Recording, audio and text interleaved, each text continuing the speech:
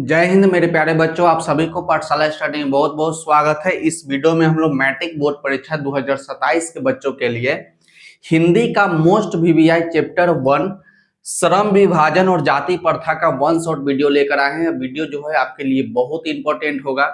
इस वीडियो में हम लोग श्रम विभाजन और जाति प्रथा का जितना भी मोस्ट वीवीआई ऑब्जेक्टिव प्रश्न है, सारे ऑब्जेक्टिव प्रश्न को एक ही वीडियो में देखेंगे।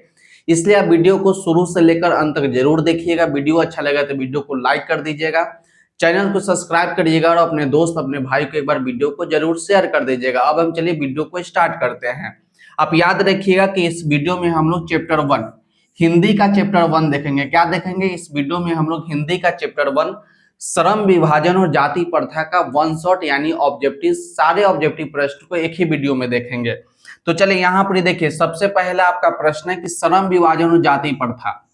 चैप्टर का नाम है कि श्रम विभाजन और जाति प्रथा। तो इसमें सबसे पहले प्रश्न आपसे पूछा जाएगा कि इस पाठ का लेखक कौन है। क्या प्रश्न है? प्रश्न आपका है कि श्रम विभाजन और जाति प्रथा पाठ के लेखक कौन है। रामविलास शर्मा है या भीमराव अंबेडकर है या गुणाकर मूले है या महात्मा गांधी है। तो याद रखिएगा कि श्रम विभाजन और जाति प्रथा पाठ का लेखक कौन है। तो बाबा साहब भीमराव अंबेडकर है। कौन है? बाबा साहब भीमराव अंबेडकर, यानी बी नंबर ऑप्शन जो होगा आपका राइट आंसर हो जाएगा। याद रखिएगा यही आपका बाबा साहब भीमराव अंबेडकर है। इनको एक बार देख लीजिए, बाबा साहब भीमराव अंबेडकर को याद रखिएगा कि इसको हम लोग संविधान निर्माता भी कहते हैं। इसको हम लोग क्या बोलते हैं? बाबा साहब भीमराव अंबेडकर को हम लोग संविधान निर्माता कहते हैं। संविधान निर्माता के भी नाम से हम लोग जानते हैं। बाबा साहब भीमराव अंबेडकर को संविधान निर्माता के नाम से जानते हैं। और याद रखिएगा कि श्रम विभाजन और जाति प्रथा पाठ का लेखक कौन है। तो बाबा साहब भीमराव अंबेडकर। अब चलिए सेकंड नंबर प्रश्न देखिए। 2 नंबर प्रश्न आपका दिया गया है कि भीमराव अंबेडकर का जन्म कब हुआ था। भीमराव अंबेडकर का जन्म कब हुआ था? 15 अप्रैल 1819 में या 14 अप्रैल 1891 में या 18 फरवरी 1918 में या 14 जनवरी 1919 में। तो एक बार सभी लोग आंसर बताइए कि श्रम भीमराव अंबेडकर का जन्म कब हुआ था। तो याद रखिएगा बच्चों, प्रश्न को आप अच्छे तरीका से पढ़िएगा और हमसे पहले आप देखिएगा कि कितना प्रश्न आपका सही है। तो याद रखिएगा कि बाबा साहब भीमराव अंबेडकर का जन्म कब हुआ था। याद रखिएगा कि यहाँ पर आपसे जन्म पूछा है। जन्म हुआ था 14 अप्रैल 1891 में। कब हुआ था? तो बाबा साहब भीमराव अंबेडकर का जन्म जो है 14 अप्रैल 1891 में हुआ था, यानी बी नंबर ऑप्शन जो होगा आपका राइट आंसर हो जाएगा। और चलिए हम लोग प्रश्न संख्या 3 को देखते हैं। प्रश्न संख्या 3 में आपको दिया गया है कि बाबा साहब भीमराव अंबेडकर या डॉक्टर अंबेडकर का जन्म जो है किस राज्य में हुआ था। यानी भीमराव अंबेडकर का जन्म जो हुआ तो किस राज्य में हुआ? उत्तर प्रदेश में हुआ या मध्य प्रदेश में हुआ या हिमाचल प्रदेश में हुआ या बिहार में हुआ। तो बच्चों आप याद रखिएगा कि बाबा साहब भीमराव अंबेडकर का जन्म कहाँ हुआ था। तो आपका मध्य प्रदेश में हुआ था। कहाँ हुआ था? तो मध्य प्रदेश में हुआ था। याद रखिएगा कि मध्य प्रदेश में एक महू गांव है। मध्य प्रदेश में एक महू गांव है, वही महू गांव में हुआ था। महू कहाँ है? तो मध्य प्रदेश में। तो याद रखिएगा कि भीमराव अंबेडकर का जन्म किस राज्य में हुआ था। तो मध्य प्रदेश में हुआ था, यानी बी नंबर ऑप्शन जो होगा आपका सही होगा। अब चलिए प्रश्न संख्या 4 को देखिए। प्रश्न संख्या 4 में आपको दिया गया है कि भीमराव अंबेडकर का मृत्यु कब हुआ। भीमराव अंबेडकर का मृत्यु कब हुआ था? जनवरी 1965 में या दिसंबर 1956 में या फरवरी 1914 में या मार्च 1865 में। तो एक बार आप कमेंट करिए कि प्रश्न संख्या 4 यानी भीमराव अंबेडकर का मृत्यु कब हुआ था। तो याद रखिएगा कि बाबा साहब भीमराव अंबेडकर का मृत्यु कब हुआ था। तो दिसंबर 1956 में। दिसंबर 1956 में भीमराव अंबेडकर का मृत्यु हो गया था, यानी बी नंबर ऑप्शन जो होगा आपका राइट आंसर होगा। आप याद रखिएगा कि हम लोग चैप्टर 1 श्रम विभाजन और जाति प्रथा का जितना भी ऑब्जेक्टिव प्रश्न है, सारे ऑब्जेक्टिव प्रश्न को हम इसी वीडियो में देख लेंगे। आप भरोसा रखिएगा कि यदि आप देख लेते हैं वीडियो तो दोबारा वीडियो देखने का जरूरत नहीं पड़ेगा। एक ही वीडियो में हम सारे ऑब्जेक्टिव प्रश्न को देख लेंगे। अब चलिए प्रश्न संख्या 5 को देखिए। प्रश्न संख्या 5 में आपको दिया गया है कि डॉक्टर अंबेडकर किस वर्ग के परिवार में जन्म लिए थे। यानी डॉक्टर अंबेडकर का जन्म जो है किस परिवार में हुआ था। किस परिवार में हुआ था? पिछड़ा वर्ग में हुआ था, या सामान्य वर्ग में हुआ था, या दलित वर्ग में हुआ था, या मध्यम वर्ग में हुआ था? तो याद रखिएगा कि बाबा साहब भीमराव अंबेडकर का जन्म जो है दलित वर्ग में हुआ था, यानी दलित परिवार में हुआ था। तो सी नंबर ऑप्शन जो होगा आपका राइट आंसर हो जाएगा। बाबा साहब भीमराव अंबेडकर का जन्म किस परिवार में हुआ था? तो आपका दलित परिवार में हुआ था, यानी सी नंबर ऑप्शन जो होगा आपका राइट आंसर होगा। अब चलिए प्रश्न संख्या 6 को देखिए। प्रश्न संख्या 6 में आपको दिया गया कि बाबा साहब भीमराव अंबेडकर एक डैश भी थे। प्रश्न आपसे पूछ रहा है कि बाबा साहब भीमराव अंबेडकर एक डैश थे, गायक थे, या अभिनेता थे, या संगीतकार थे, या वकील थे? एक बार प्रश्न संख्या 6 को देखिए और बताइए कि बाबा साहब भीमराव अंबेडकर क्या थे। तो याद रखिएगा कि बाबा साहब भीमराव अंबेडकर जो थे आपका वकील थे। क्या थे? वकील थे, यानी डी नंबर ऑप्शन जो होगा आपका राइट आंसर हो जाएगा। बाबा साहब भीमराव अंबेडकर क्या थे? तो वकील से थे, तो यानी डी नंबर ऑप्शन आपका राइट होगा। अब प्रश्न संख्या 7 में देखिए। प्रश्न संख्या 7 में आपको दिया गया कि डैश की दृष्टि से जाति प्रथा गंभीर दोषों से युक्त है। प्रश्न को आप अच्छे तरीका से पढ़िएगा और आंसर कमेंट करिएगा कि डैश की दृष्टि से जाति प्रथा गंभीर दोष से युक्त है। क्षेत्रवाद, या परंपरा, या श्रम विभाजन, या उपयुक्त सभी? तो याद रखिएगा कि डैश के दृष्टि से, तो किसके दृष्टि से? तो श्रम विभाजन, यानी श्रम मतलब होता है काम के आधार पे बांटना। श्रम मतलब क्या होता है? श्रम मतलब होता है काम, और विभाजन मतलब होता है उसको बांट देना। तो काम के आधार पर बांटना यह गंभीर दोष से युक्त है, यानी सी नंबर ऑप्शन जो होगा आपका राइट आंसर हो जाएगा। याद रखिएगा कि प्रश्न संख्या 7 का सी नंबर ऑप्शन जो होगा आपका राइट आंसर होगा। अब प्रश्न संख्या 8 को देखिए। प्रश्न संख्या 8 में आपको दिया गया कि श्रम विभाजन और जाति प्रथा पाठ का केंद्र में है। श्रम विभाजन जाति प्रथा पाठ के केंद्र में है। बाल विवाह, या दहेज प्रथा, या जाति प्रथा, या विधवा विवाह? तो एक बार बताइए कि श्रम विभाजन जाति प्रथा पाठ के केंद्र में क्या है? तो याद रखिएगा कि जाति प्रथा है, तो सी नंबर ऑप्शन जो होगा आपका राइट आंसर हो जाएगा। अब चलिए प्रश्न संख्या 9 को देखिए। प्रश्न संख्या 9 को आप अच्छे तरीका से पढ़िएगा। प्रश्न संख्या 9 में आपको दिया गया है कि लोकतंत्र मूलतः सामूहिक जीवन चर्चा की एक रीति तथा समाज के सम्मिलित अनुभव के आदान प्रदान का नाम है। यह पंक्ति पाठ से उदत्त है। शिक्षा और संस्कृति से, या नागरी लिपि से, या परंपरा का मूल्यांकन से, या श्रम विभाजन और जाति प्रथा थे? तो हम लोग श्रम विभाजन और जाति प्रथा पढ़ रहे हैं, इसलिए इसका आंसर जो होगा ऑप्शन नंबर डी हो जाएगा। प्रश्न को अच्छे तरीका से पढ़ लीजिएगा और इसका आंसर याद रखिएगा कि किस चैप्टर से लिया गया है। तो श्रम विभाजन और जाति प्रथा से है, यानी डी नंबर ऑप्शन जो होगा आपका राइट होगा। अब प्रश्न संख्या 10 को देखिए। प्रश्न संख्या 10 में आपको दिया गया है कि जातिवाद के पोषकों द्वारा श्रम विभाजन किसका दूसरा रूप माना जाता है? प्रश्न को आप अच्छे तरीका से पढ़िएगा कि जातिवाद के पोषकों द्वारा श्रम विभाजन किसका दूसरा रूप माना जाता है? मजदूरी प्रथा को, या जाति प्रथा को, या बाल मजदूरी प्रथा को, या समरसता को? तो याद रखिएगा कि इसका राइट आंसर हो जाएगा जाति प्रथा को। किसका दूसरा रूप माना जाता है? तो जाति प्रथा को माना जाता है, यानी बी नंबर ऑप्शन जो होगा आपका राइट आंसर हो जाएगा। अब चलिए प्रश्न संख्या 11 को देखिए। प्रश्न संख्या 11 में आपको दिया गया कि जाति प्रथा किस प्रकार का श्रम विभाजन है? जाति प्रथा किस प्रकार का श्रम विभाजन है? अस्वाभाविक है, या प्राकृतिक है, या स्वाभाविक है, या संवैधानिक है? तो संविधान के द्वारा तो कभी होगा ना, स्वभाव के द्वारा क्या मतलब है? श्रम विभाजन जाति प्रथा किस प्रकार का श्रम विभाजन, मतलब कि जाति के आधार पर काम देना। जाति प्रथा किस प्रकार का श्रम विभाजन है? यानी जाति के आधार पर उसको काम देना। ये स्वाभाविक भी नहीं होगा, प्राकृतिक भी नहीं होगा, यानी अस्वाभाविक है, यानी ए नंबर ऑप्शन जो होगा आपका राइट आंसर हो जाएगा। जात के आधार पर काम देना या कहीं तक अच्छी बात नहीं है, इसलिए आपका अस्वाभाविक हो जाएगा, यानी ए नंबर जो ऑप्शन होगा राइट होगा। अब चलिए प्रश्न संख्या 12 को देखिए। प्रश्न संख्या 12 में दिया गया है कि जाति प्रथा के अनुसार श्रम विभाजन का आधार क्या है? जाति प्रथा के अनुसार श्रम विभाजन का आधार क्या है? मनुष्य की रुचि, या रोजगार सृजन, या पैतृक पेशा, या कौशल क्षमता? तो एक बार प्रश्न संख्या 12 को देखिए और इसका आंसर बताइए किस जाति प्रथा के अनुसार श्रम विभाजन का आधार क्या है, तो याद रखिएगा कि पैतृक पेशा। क्या होगा? पैतृक पेशा, यानी पहले से उसका पूर्वज जो यानी दादा परदादा जो काम करते आए हैं वही काम दिया जाएगा। इसका मतलब यही है कि जाति प्रथा के अनुसार श्रम विभाजन का आधार क्या है, तो पैतृक पेशा।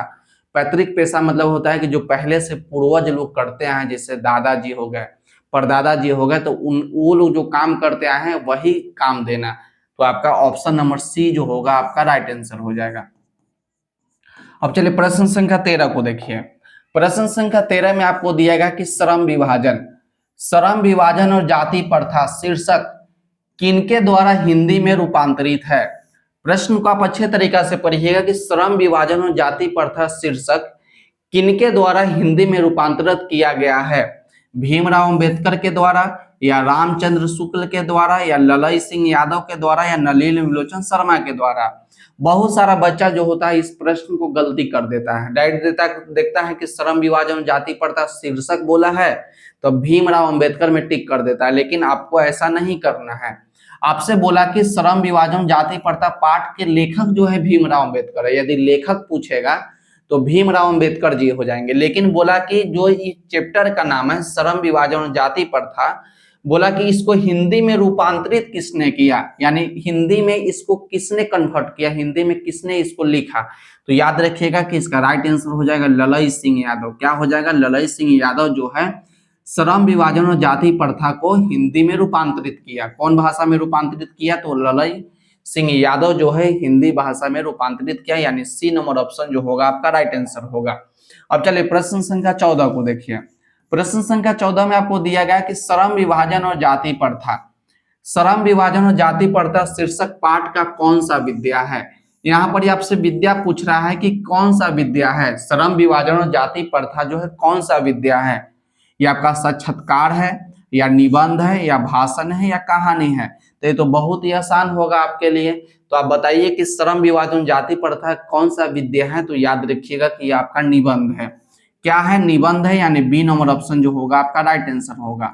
आप याद रखिएगा कि हिंदी में जितना भी चैप्टर दिया गया उस सभी चैप्टर का आप नाम याद रख लीजिएगा, और वो चैप्टर जो है क्या है, उसका विद्या क्या है, कहानी है, या निबंध है, या साक्षात्कार है, या भाषण है, जो भी है उस चीज को भी आप याद रख लीजिएगा। चलिए याद रखिएगा कि 14 का बी नंबर ऑप्शन जो होगा आपका राइट आंसर होगा। अब 15 देखिए। 15 नंबर प्रश्न आपको दिया गया कि विडंबना का क्या अर्थ है। विडंबना का क्या अर्थ है? उपेक्षा, या उपहास, या अवलंबन, या आडंबर। तो देखिए एक बार अच्छे तरीका से प्रश्न को पढ़िए और इसका आंसर बताइए कि विडंबना का क्या अर्थ है। तो विडंबना का अर्थ होता है कि उपहास करना, यानी बुराई बतियाना, यानी बी नंबर ऑप्शन जो होगा आपका राइट आंसर हो जाएगा। विडंबना का क्या आंसर होगा? विडंबना का अर्थ क्या होगा? तो विडंबना का अर्थ हो जाएगा उपहास करना या किसी का बुराई करना। तो बी नंबर ऑप्शन जो होगा आपका राइट होगा। अब चलिए प्रश्न संख्या 16 में देखिए। 16 में आपको दिया गया है कि सच्चे लोकतंत्र का पर्याय है जाति प्रथा से, या सुशासन से, या भाईचारा से, या कानूनी व्यवस्था से। तो इस प्रश्न का आंसर तो आप खुद देखकर बता सकते हैं कि सच्चे लोकतंत्र का पर्याय क्या है। तो भाईचारा से है, यानी सी नंबर ऑप्शन जो होगा आपका राइट आंसर हो जाएगा। सी नंबर ऑप्शन जो होगा आपका राइट आंसर होगा। इसको इस तरीका से लिख लीजिए कि सी नंबर ऑप्शन जो होगा आपका राइट आंसर होगा। अब चलिए प्रश्न संख्या 17 को देखिए। प्रश्न संख्या 17 में आपको दिया गया कि भीमराव अंबेडकर के प्रेरक के क्या नाम है। यानी भीमराव अंबेडकर जो है किनसे प्रेरणा लिए या किनसे प्रेरित हुए। राम से, कबीर से, या महात्मा गांधी से, या बुद्ध से, या रहीम से, या कबीर से, या बुद्ध, कबीर, या ज्योतिबा फुले से, या कबीर, बुद्ध, या महादेवी वर्मा से। तो याद रखिएगा कि भीमराव अंबेडकर जो है किनसे प्रेरित हुए। तो याद रखिएगा कि बुद्ध से प्रेरित हुए, भगवान बुद्ध, कबीर से, और ज्योतिबा फुले से, यानी सी नंबर ऑप्शन जो होगा आपका राइट आंसर होगा। प्रश्न आपसे एक एक करके भी पूछ सकता है। याद रखिएगा, तीनों का नाम याद रखिएगा, बुद्ध को याद रखिएगा, कबीर को याद रखिएगा, और ज्योतिबा फुले का नाम याद रखिएगा। तो भीमराव अंबेडकर किससे प्रेरित हुए, यानी किससे प्रेरणा लिए। तो बुद्ध, कबीर, और ज्योतिबा फुले, यानी सी नंबर ऑप्शन जो होगा आपका राइट हो जाएगा। अब चलिए प्रश्न संख्या 18 को देखिए।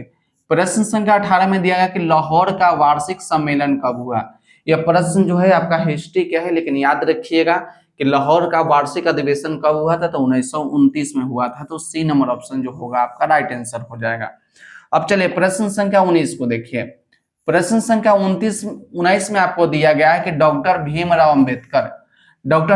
अंबेडकर की रचनात्मक के प्रेरक व्यक्ति कौन थे। डॉक्टर भीमराव अंबेडकर के रचनात्मक के प्रेरक व्यक्ति कौन थे। महात्मा गांधी थे, या ज्योतिबा फूले थे, या गोपाल कृष्ण गोखले थे, या विवेकानंद थे। तो पिछला प्रश्न में हमने देखा था कि भीमराव अंबेडकर के जो है रचनात्मक प्रेरक व्यक्ति कौन थे। यहाँ पर प्रेरक व्यक्ति, तो प्रेरक व्यक्ति तो यहाँ पर 3 गो थे। कौन थे? एगो बुद्ध थे, एगो कबीर थे। कौन थे? बुद्ध, एगो कबीर, या एगो ज्योतिबा फूले। तो अब देख लीजिए कि यहाँ पर कौन सा ऑप्शन दिया गया है। जो ऑप्शन दिया गया उसमें आप टिक कर दीजिए। तो डॉक्टर भीमराव अंबेडकर के रचनात्मक प्रेरक व्यक्ति कौन थे, तो इसमें आपको दिया गया ज्योतिबा फूले। तो बी नंबर ऑप्शन जो होगा आपका राइट आंसर हो जाएगा। कभी कभी आपको कबीर दे देगा, तो कभी कभी आपको गौतम बुद्ध दे देगा। तो इस तरीका से आप याद रखिएगा, गौतम बुद्ध को भी याद रखिएगा, कबीर को भी याद रखिएगा, और ज्योतिबा फूले को भी याद रखिएगा। तो बी नंबर ऑप्शन जो होगा आपका राइट आंसर होगा। अब 20 नंबर प्रश्न देखिए। प्रश्न संख्या 20 में आपको दिया गया कि किनके प्रोत्साहन पर बाबा साहब उच्चतर शिक्षा हेतु न्यूयॉर्क गए, यानी किनके सलाह के आधार पर, या किनको बाबा साहब भीमराव अंबेडकर को किसने सलाह दिया कि आपको हायर एजुकेशन के लिए आपको न्यूयॉर्क जाना चाहिए। प्रश्न को आप अच्छे तरीका से पढ़िएगा कि बाबा साहब भीमराव अंबेडकर को किसने बोला कि आप जाकर न्यूयॉर्क में आप हायर एजुकेशन करिए। काशी नरेश कहा, या पाटियाला नरेश कहा, या बड़ोदरा नरेश कहा, या दरभंगा नरेश कहा। तो 20 का आंसर आप याद रखिएगा कि किसने कहा कि उच्च शिक्षा के लिए, हायर एजुकेशन के लिए आपको न्यूयॉर्क जाना चाहिए। तो याद रखिएगा कि बड़ौदा नरेश कहा, यानी सी नंबर ऑप्शन जो होगा आपका राइट आंसर हो जाएगा। बड़ौदा नरेश के क्या किए थे, सलाह पर ही डॉक्टर भीमराव अंबेडकर जो है उच्च शिक्षा के लिए, यानी वकील के पढ़ाई करने के लिए न्यूयॉर्क गए थे। आपसे यही भी पूछेगा कि उच्च शिक्षा के लिए डॉक्टर भीमराव अंबेडकर कहाँ गए थे, तो इसको याद रखिएगा। उच्च शिक्षा प्राप्त करने के लिए भीमराव अंबेडकर कहाँ गए थे, तो न्यूयॉर्क गए थे। और याद रखिए किसके सलाह पर, तो बड़ौदा नरेश के सलाह पर। अब चलिए प्रश्न संख्या 21 को देखिए। प्रश्न संख्या 21 में आपको दिया गया कि बुद्धा एंड हिज। प्रश्न संख्या 21 में क्या है कि बुद्धा एंड हिज धम्म के लेखक कौन है। बुद्धा एंड हिज धम्म के लेखक कौन है। हजारी प्रसाद त्रिवेदी, या बिरजू महाराज, या महात्मा गांधी, या बाबा साहब भीमराव अंबेडकर। याद रखिएगा बाबू कि बुद्धा एंड हिज धम्म के लेखक कौन है, तो बाबा साहब भीमराव अंबेडकर है, यानी डी नंबर ऑप्शन जो होगा आपका राइट आंसर हो जाएगा। डी नंबर ऑप्शन जो होगा आपका राइट आंसर हो जाएगा। अब चलिए प्रश्न संख्या 22 को देखिए। प्रश्न संख्या 22 में आपको दिया गया कि भीमराव अंबेडकर की रचना है। भीमराव अंबेडकर की रचना क्या है, तो इनमें से आप पढ़िए और बताइए कि भीमराव अंबेडकर की रचना कौन है। तो याद रखिएगा कि भीमराव अंबेडकर की रचना जो है आपका the rise and fall of the Hindu women, यानी ए नंबर ऑप्शन जो होगा आपका राइट आंसर होगा। डायरेक्ट याद रखिएगा कि भीमराव अंबेडकर की रचना कौन है, तो भीमराव अंबेडकर की रचना जो है the rise and fall of the Hindu women, यानी ए नंबर ऑप्शन जो होगा आपका राइट आंसर हो जाएगा।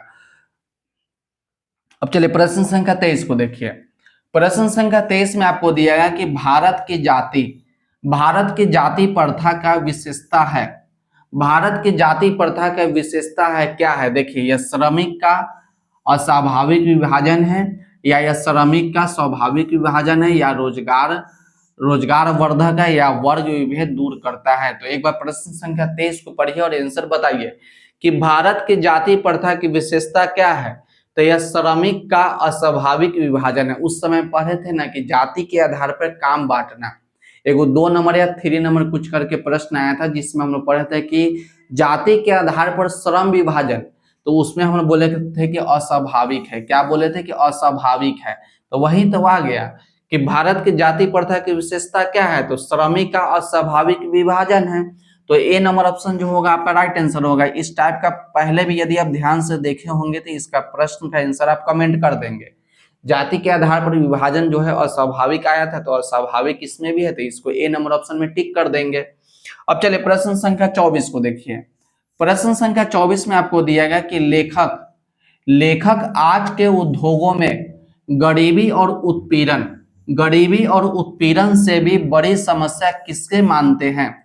प्रश्न संख्या 24 को आप ध्यान से देखिएगा कि लेखक आज के उद्योग में गरीबी और उत्पीड़न से भी बड़ी समस्या किसे मानते हैं?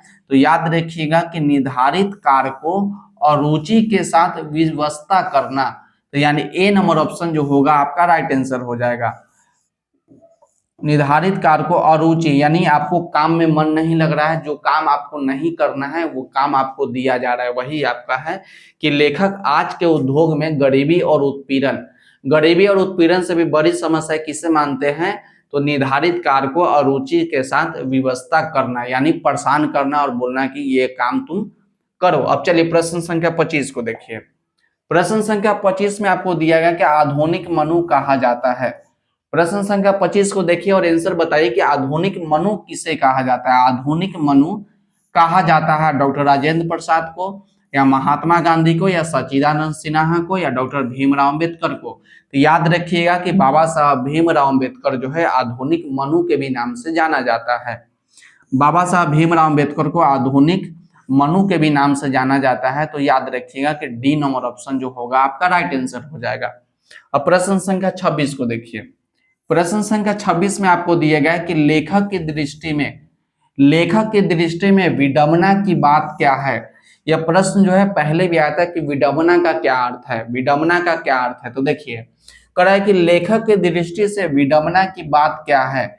जातिवाद के पोषक की कमी नहीं है, जातिवाद के पोषक नगण्य है, आर्थिक दृष्टि के जातिवाद उचित है, या जातिवाद लोकतंत्र के विरुद्ध नहीं है। अब देखिए इसका आंसर बताइए कि लेखक की दृष्टि में विडंबना की बात क्या है? तो जाति के पोषक की कमी नहीं है। तो ये तो बात सही है कि जाति मानने वाला की कमी नहीं, कि मेरा जाति है तो उसका जाति है, तो इस टाइप का जो है बहुत सारा है, इस चीज का कमी नहीं है, यानी ए नंबर ऑप्शन जो होगा आपका राइट आंसर होगा। जातिवाद के पोषक की कमी नहीं है, यानी ए नंबर ऑप्शन जो होगा आपका राइट होगा। अब चलिए प्रश्न संख्या 27 को देखिए। प्रश्न संख्या 27 में आपको दिया कि लेखक की दृष्टि में आदर्श समाज कैसा होना चाहिए? प्रश्न संख्या 27 को पढ़िएगा और ऑप्शन को भी देखिएगा और टिक करके बताइएगा कि कौन सा ऑप्शन आपका सही है। लेखक की दृष्टि में आदर्श समाज कैसा होना चाहिए? तो याद रखिएगा कि आदर्श समाज कैसा होना चाहिए? जिसमें स्वतंत्रता हो, समानता हो, या भ्रातृत्व का भाव हो, यानी ए नंबर ऑप्शन जो होगा आपका राइट आंसर हो जाएगा। आदर्श समाज किससे माना जाता है? आदर्श समाज उसमें माना जाता है जिसमें स्वतंत्र हो, जीवन जीने का या किसी भी काम करने का आपका स्वतंत्रता हो, आपके समानता हो, यानी किसी में कोई भेदभाव नहीं हो, भाई भ्रातृत्व यानी भाई एक दूसरे में भाईचारा हो, इसलिए आपका ए नंबर ऑप्शन जो होगा आपका राइट आंसर हो जाएगा। आदर्श समाज कैसा होना चाहिए? तो स्वतंत्रता होना चाहिए, समानता होना चाहिए, यानी सब एक दूसरे जो है एक बराबर है, भ्रातृत्व का भाव होना चाहिए, यानी भाईचारा का भाव होना चाहिए। तो ए नंबर ऑप्शन जो होगा आपका राइट आंसर होगा। अब चलिए प्रश्न संख्या 28 को देखिए। 28 में आपको दिया गया कि डॉक्टर अंबेडकर ने किस पत्रिका का संपादन किया? किस पत्रिका का संपादन किया? उज्जवल भविष्य का, या उज्जवल भारत का, या उड़ता भारत का, या बहिष्कृत भारत का, या पुरस्कृत भारत का? तो याद रखिएगा कि बाबा साहब भीमराव अम्बेडकर एक पत्र का प्रकाशन किया था या पत्रिका का संपादन किया था। तो कौन सा है? तो बहिष्कृत भारत है, यानी सी नंबर ऑप्शन जो होगा आपका राइट आंसर हो जाएगा। बहिष्कृत भारत किनका पत्रिका है या पत्र कहिए तो बाबा साहब भीमराव अम्बेडकर का है, यानी सी नंबर ऑप्शन जो होगा आपका राइट होगा। अब चलिए 29 नंबर प्रश्न देखिए। प्रश्न संख्या 29 में आपको दिया गया कि भारतीय संविधान के निर्माता के रूप में हम किन्हें जानते हैं? तो सबसे पहले ही हम बताए थे कि बाबा साहब भीमराव अम्बेडकर को संविधान निर्माता के भी नाम से जानते हैं। बाबा साहब भीमराव अम्बेडकर को हम लोग संविधान निर्माता के भी नाम से जानते हैं, यानी आपका बी नंबर ऑप्शन जो होगा आपका राइट आंसर हो जाएगा। संविधान निर्माता के रूप में हम किन्हें जानते हैं? तो बाबा साहब भीमराव अम्बेडकर को। तो बी नंबर ऑप्शन जो होगा आपका राइट आंसर हो जाएगा। बाबा साहब भीमराव अम्बेडकर को हम लोग संविधान निर्माता के रूप में जानते हैं, तो बी नंबर ऑप्शन आपका राइट हो जाएगा। अब चलिए प्रश्न संख्या 30 को देखिए। प्रश्न संख्या 30 में आपको दिया गया कि डॉक्टर अंबेडकर का वाङ्मय हिंदी के कितने खंडों में प्रकाशित हो चुका है? प्रश्न संख्या 30 को अच्छे तरीका से पढ़िएगा और आंसर कमेंट करिएगा कि डॉक्टर अंबेडकर का वाड्मय हिंदी के कितने खंड में प्रकाशित हो चुका है? तो 15 खंड में या 17 खंड में या 19 खंड में या 21 खंड में। तो याद रखिएगा कि वाड्मय हिंदी को कितने खंड में विभाजित किया गया है? तो 21 खंड में विभाजित किया गया है, यानी डी नंबर ऑप्शन जो होगा आपका राइट आंसर हो जाएगा। याद रखिएगा बच्चों कि हम लोग श्रम विभाजन और जाति प्रथा हिंदी का चैप्टर 1 श्रम विभाजन और जाति प्रथा का जितना भी ऑब्जेक्टिव प्रश्न उसमें बन सकता है, सारे ऑब्जेक्टिव प्रश्न को हम आपको पढ़ाएंगे। ज्यादा नहीं प्रश्न होगा, 40 से 45 प्रश्न ही बस आपके लिए होगा, इसलिए आप वीडियो को अंत तक जरूर देखिएगा। बस हम लोग 30 प्रश्न देख लिए, जितना भी प्रश्न होगा 10 प्रश्न होगा, अब जितना भी 15 प्रश्न को और देख लेते हैं, उसके बाद हम लोग वीडियो को समाप्त कर देंगे। याद रखिएगा कि इस चैप्टर को आप देख लेते हैं श्रम विभाजन और जाति प्रथा, तो दूसरा ऑब्जेक्टिव का वीडियो आपको वन शॉट वीडियो देखने का जरूरत नहीं है, इससे ही आपका पूरा चैप्टर जो होगा कंप्लीट हो जाएगा। अब चलिए प्रश्न संख्या 31 को देखिए। प्रश्न संख्या 31 में आपको दिया गया कि डॉक्टर भीमराव अंबेडकर का पिता का क्या नाम है? आपसे प्रश्न में पूछ रहा है कि बाबा साहब भीमराव अंबेडकर के पिता का क्या नाम है? रामदेव सकपाल है या रामजी सकपाल है या राम किशुन सकपाल है या राधेश्याम सकपाल है? तो याद रखिएगा कि बाबा साहब भीमराव अंबेडकर का पिता का नाम क्या है? तो रामजी सकपाल है। क्या है? रामजी सकपाल है, यानी बी नंबर ऑप्शन जो होगा आपका राइट आंसर होगा। याद रखिएगा कि बाबा साहब भीमराव अंबेडकर का पिता का नाम क्या है? तो रामजी सकपाल है, यानी बी नंबर ऑप्शन जो होगा आपका राइट आंसर होगा।